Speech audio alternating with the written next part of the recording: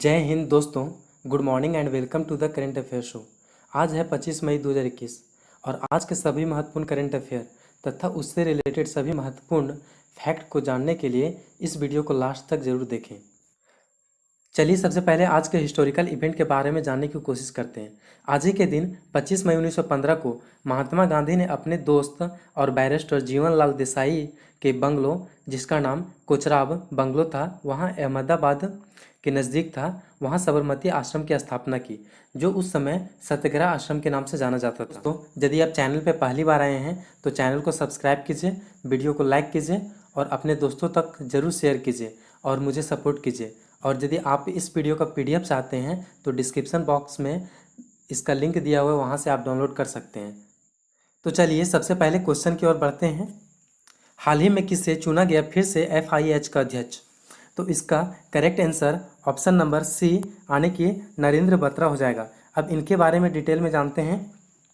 नरेंद्र बत्रा भारतीय ओलंपिक संघ के अध्यक्ष और अंतर्राष्ट्रीय ओलंपिक समिति के सदस्य भी हैं। वे 2024 तक इस पद पर रहेंगे। विश्व निकाय के 92 वर्ष पुराने इतिहास में शीर्ष पद प्राप्त करने वाले एकमात्र एशियाई हैं। अगर बात अंतर्राष्ट्रीय हॉकी महासंघ की जाए तो अंतर्राष्ट्रीय हॉकी महासंघ का CEO थेरी वेल हैं और इसका जो हेड क्वार्टर है लॉसेना स्विट्जरलैंड में है और इसका स्थापना 7 जनवरी 1924 में पेरिस के फ्रांस में हुआ था। यदि बात की जाए इंटरनेशनल ओलंपिक कमेटी यानी अंतर्राष्ट्रीय ओलंपिक समिति की, तो इसका प्रेसिडेंट अभी थॉमस बेच हैं और इसका स्थापना 23 जून 1894 को हुआ था और इसका भी हेड क्वार्टर लॉसेन स्विट्जरलैंड में है। अब आगे क्वेश्चन नंबर 2 को डिस्कस करते हैं। 10वीं वार्षिक वर्ल्ड कोरियोग्राफी अवार्ड्स 2020 का खिताब किसने जीता? सर सुरेश मुकुंद हो जाएगा। अब इनके बारे में डिटेल में जानते हैं। एमी अवार्ड से नामांकित कोरियोग्राफी सुरेश मुकुंद ने 100 वर्ल्ड ऑफ डांस के लिए 10वें वार्षिक वर्ल्ड कोरियोग्राफी अवार्ड 2020 का खिताब जीता है। वे यह खिताब जीतने वाले पहले भारतीय बन गए हैं। इससे पहले सुरेश की टीम ने NBC के वर्ल्ड ऑफ डांस सीजन 3 जीता था। सुरेश टीवी शो डांस +5 के कप्तानों में से एक थे। क्वेश्चन नंबर 3, हाल ही में अंतर्राष्ट्रीय तिब्बत मुक्ति दिवस कब मनाया गया? तो इसका करेक्ट आंसर 23 मई हो जाएगा, जो ऑप्शन नंबर B में है। अब इससे रिलेटेड फैक्ट के बारे में जानते हैं। अंतर्राष्ट्रीय तिब्बत मुक्ति दिवस हर वर्ष 23 मई को विश्व स्तर पर मनाया जाता है। कब 23 मई को विश्व स्तर पर मनाया जाता है? चीनी सरकार ने 23 मई 1951 को तिब्बत पर जबरन अपना अधिकार कर लिया और तिब्बत पर चीनी का 17 सूत्री एजेंडा को उस पर थोप दिया, यानी तिब्बत पर थोप दिया। यह जो 17 सूत्री एजेंडा जो चीन का है, इस एजेंडे में कहा गया है कि दलाई लामा की स्थिति तिब्बत की भाषा और संस्कृति को सुरक्षा एवं स्वयं को तिब्बतियों द्वारा कोई हस्तक्षेप नहीं होना चाहिए। तब से 23 मई को तिब्बती समुदाय के लिए एक काली दिवस के रूप में भी इसे मनाया जाता है। किस देश के एथलीटों को अंतर्राष्ट्रीय प्रतियोगिताओं में न्यूट्रल एथलीट के रूप में प्रतिस्पर्धा करने के लिए मंजूरी दी गई है?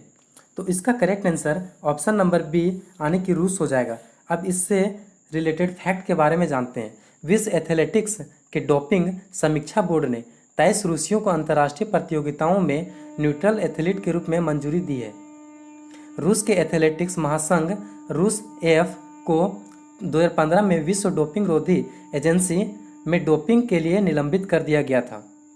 विश्व एथलेटिक्स ने मार्च 2021 में रूस AF की बहाली योजना को मंजूरी के बाद इन एथलीटों को बरी करने के लिए ऑथराइज्ड न्यूट्रल एथलीट योजना शुरू की है।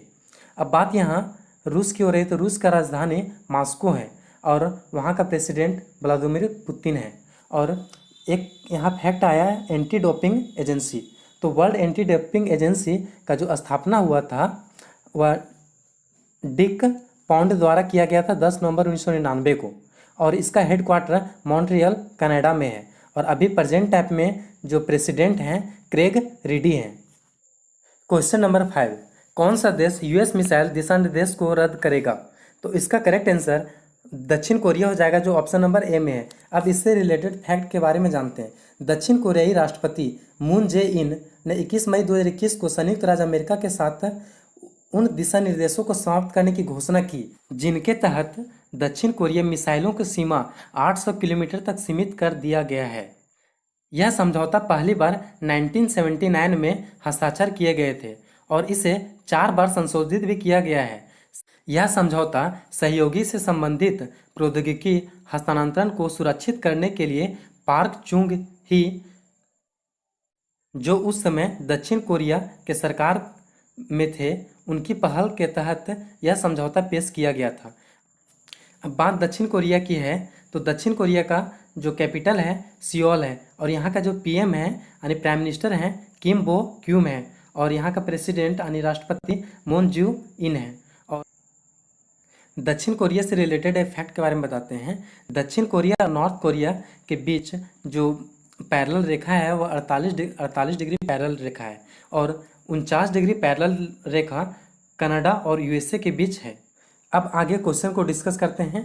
हाल ही में कोलिनेट माकाशो कहाँ के प्रधानमंत्री बने? तो इसका करेक्ट आंसर कांगो हो जाएगा, जो ऑप्शन नंबर सी में है। अब इनसे रिलेटेड फैक्ट के बारे में जानते हैं। कांगो गणराज्य के राष्ट्रपति डेनिस सासो न्यूगोसो ने अनाटोल कोलिनेट माकाशो को नया प्रधानमंत्री नियुक्त किया है।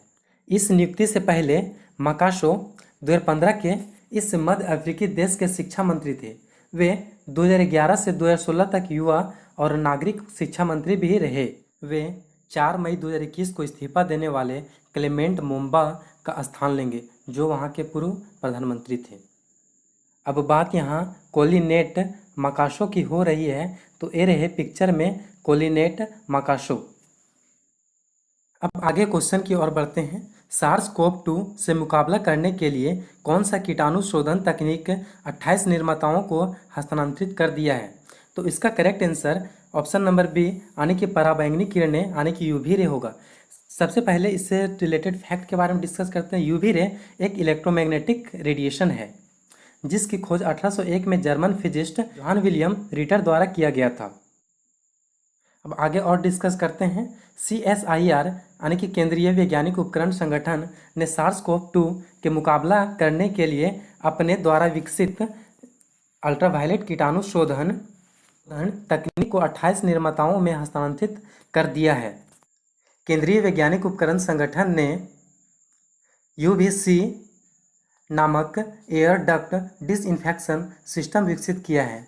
UVC SARS-CoV-2 के संचारण के लिए जिम्मेदार 99% से अधिक वायरस, बैक्टीरिया, कवक और अन्य एरोसोल को निष्क्रिय कर देता है।